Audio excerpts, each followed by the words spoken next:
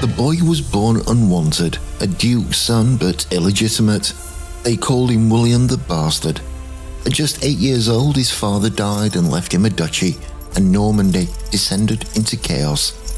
Nobles rose, assassins came for him, guardians were murdered in the night. But the child survived, and each time someone tried to remove him, he grew harder, sharper, more dangerous.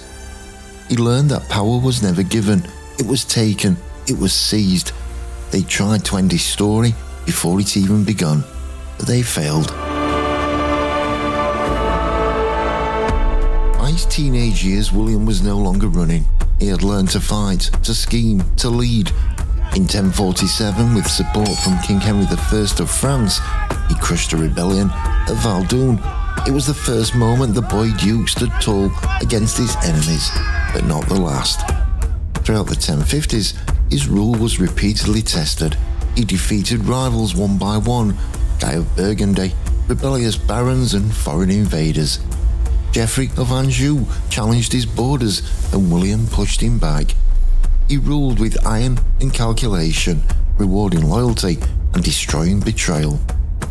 His marriage to Matilda of Flanders brought not only love, but alliances and connections across Europe. She ruled Normandy in his absence, advised him, and stood beside him.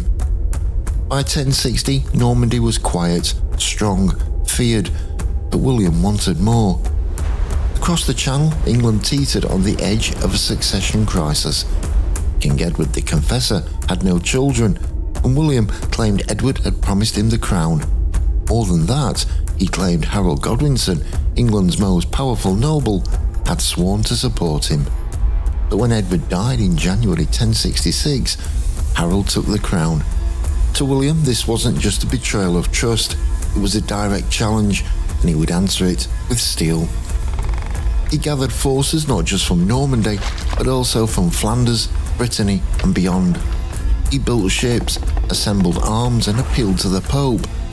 When Halley's comet blazed across the sky that spring, many trembled, but William did not. To him, it was a sign. On September the 28th, he landed at Pevensey with thousands of men. He built a fort and secured supply lines, and moved with precision. Meanwhile, Harold had just marched north and defeated a Norwegian invasion at the Battle of Stamford Bridge. His army was battered, exhausted. Still, he raced south to meet the new threat.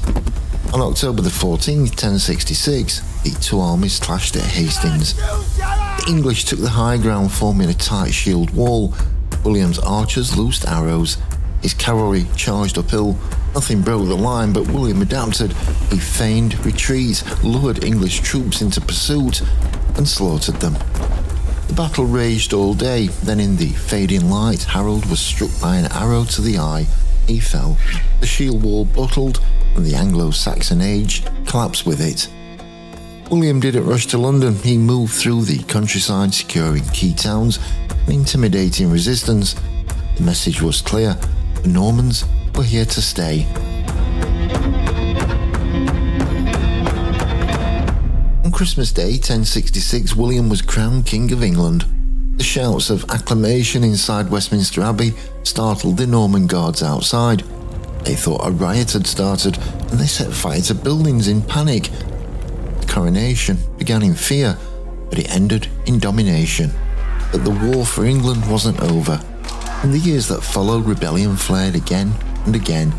In the southwest, in the Midlands, in Northumbria. Most dangerously, in 1069, York rose in revolt and allied with a Danish fleet. William responded not with diplomacy, but devastation. His campaign in the north became known as the Harrying of the North. Villages were burned, livestock was slaughtered, and crops destroyed. Starvation followed, and thousands died. It was terror, but it worked, and no major rebellion followed. With the land pacified, William began to reshape it. Anglo-Saxon nobles were stripped of their lands. Norman lords took their place. Great stone castles rose across the country, imposing, defensible, and undeniable. They weren't just military structures, they were symbols of conquest. He overhauled the church, installing Norman bishops loyal to him.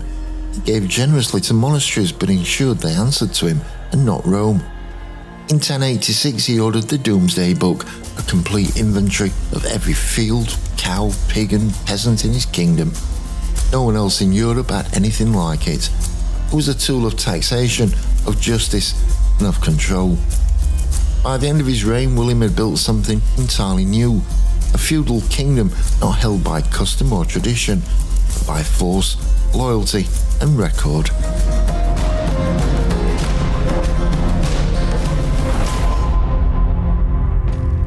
Then there was a shift, because even kings break. In his final years, William grew heavier, angrier. His wife Matilda, his partner in rule, died in 1083. His eldest son Robert rebelled against him, and father and son fought. But Robert's forces defeated William. Some say Robert even wounded his father in battle. In 1087, William attacked Mont, a town in France. During the raid, his horse stumbled, his saddle smashed into his gut, and the injury festered. He was taken to Rouen.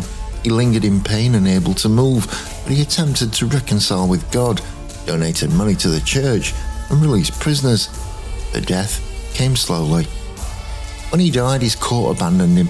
His body lay alone for hours. At his funeral in Caen, the church was too small.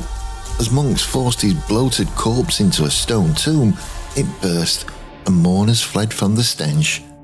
But the stink of death did not erase his legacy. He had ended the old world. He had built a new England, feudal, foreign, and firmly in his grip. He forged a dynasty that would rule for generations. Every English monarch who followed traced their power to him. He entered history as William the Bastard, but no one remembers him that way now. We remember him as William the Conqueror.